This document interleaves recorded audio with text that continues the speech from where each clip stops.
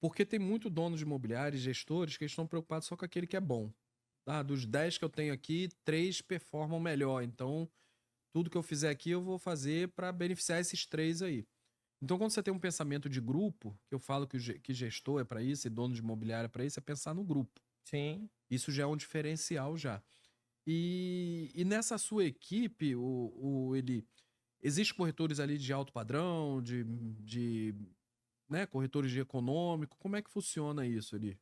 Então, nós Ou criamos. você direciona eles pra cada? Você, tipo assim, olha ali, desculpa até ter te interrompido, mas você olha e fala assim: não, ó, fulano, você tem um perfil melhor pra alto padrão, você tem um perfil pra econômico. Você consegue alinhar isso com eles?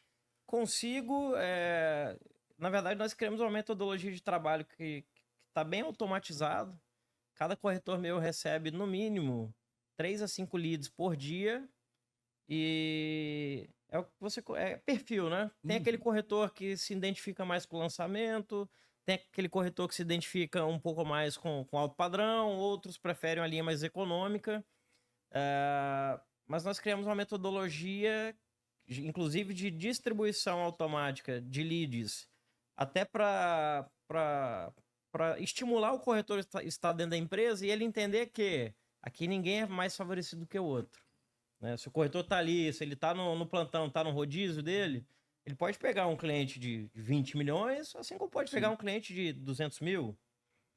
Né? Então, naturalmente, eu consegui implementar na, na, na, na empresa o que a gente chama de uma estrutura, um ambiente familiar, um ambiente agradável, né? Onde Onde todo mundo todo se mundo. ajuda. Isso aí. Ó, esse cliente aqui não é muito meu perfil, não. Vamos atender comigo.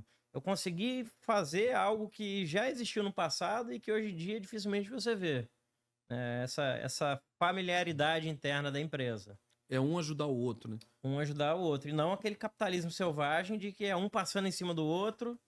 Né? E é o que mais tem hoje, né, Eli? Infelizmente. Eli, vamos falar um pouquinho sobre incorporação. Para. Como que funciona, Eli?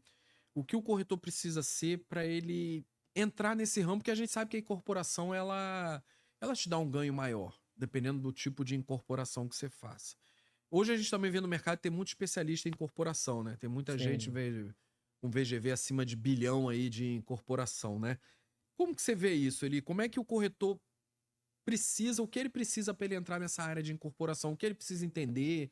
Como é que funciona? Dá só um resumo pra gente disso, Eli. Bom, a incorporação, desde 2014 que eu vinha engateando, vinha conversando com alguns gestores que eu tive ao longo dessa jornada. Estou sempre conversando com construtores, estou sempre estudando, sempre me atualizando. A incorporação, ela é para poucos, né? Exige muito conhecimento técnico, exige muito estudo, pegar fatores socioeconômicos da região, exige muito network. Né? Se você. Eli, eu tenho um terreno aqui em Guarapari, por exemplo. O terreno fica em tal lugar. Então é preciso fazer um estudo através de um arquiteto, é preciso você enxergar o que a região ali merece, o que a região comporta. E principalmente, é um trabalho de formiguinha. Tá? O corretor que ele é imediatista, Não dá, né? não dá. Quanto tempo demora um prazo para uma incorporação? Olha, Existe uma média, assim, de... depende. Depende do. Porque aí vem fatores externos, como fatores políticos, econômicos, ah, fatores de documentação, às vezes, do terreno. Eu tive uma experiência que em 2023, até por motivos familiares, eu fui morar em Colatina. Então, eu saí da minha zona de conforto, fui para uma cidade que até então eu fiquei surpreso com o potencial econômico. Cheguei num lugar onde eu não conhecia ninguém, onde eu não conhecia os bairros. Então, é como se eu tivesse começado na profissão, Sim. né, naquele momento, tivesse recomeçando. E foi um ano extremamente difícil para mim. Porém, eu agreguei todo o conhecimento adquirido ao longo desses 13 anos aí de carreira. E quando eu vi que na cidade tinham grandes empresários que tinha um potencial enorme para o mercado imobiliário, que não estavam sendo explorados adequadamente. Foi até engraçado que numa visita ao TAG ali do nosso amigo Rodrigo Barbosa, eu conversei com o Eduardo Reis, o gestor, e eu tive uma ideia brilhante. Eu falei, Eduardo, lá em Colatina o pessoal fala do TAG, mas todo mundo fala até Taj Mahal, né? Fala errado. Isso. Porque eu falei, acredito que daria pra gente explorar lá, porque tem clientes potenciais e o mercado local não se interessou em vir aqui para conhecer e levar isso para lá. Então eu sugeri eu juntei os maiores empresários lá da cidade, junto com uma parceira de negócio, e nós proporcionamos um jantar lá no Remanso Bistrô. Lá tinha grandes atacadistas, tinha o pessoal do agro, tinha os maiores empresários da cidade foram nesse jantar. Então o Rodrigo, né, lá da Grande, proporcionou esse evento, levamos o TAG para a cidade, todo mundo conheceu, chegou a bater na trave alguns negócios, né? Até porque o pessoal fala, mas pô, eu não vou morar em Vila Velha, é um investimento bem elevado, aquela coisa toda. Mas me acendeu um alerta. Colatina já estava há 5 anos sem ter nenhum lançamento imobiliário. E lá tudo que era construído era o mais do mesmo. Era um construtor local que fazia um prédiozinho básico lá, entregava e tinha público para comprar, mas não tinha produto para vender.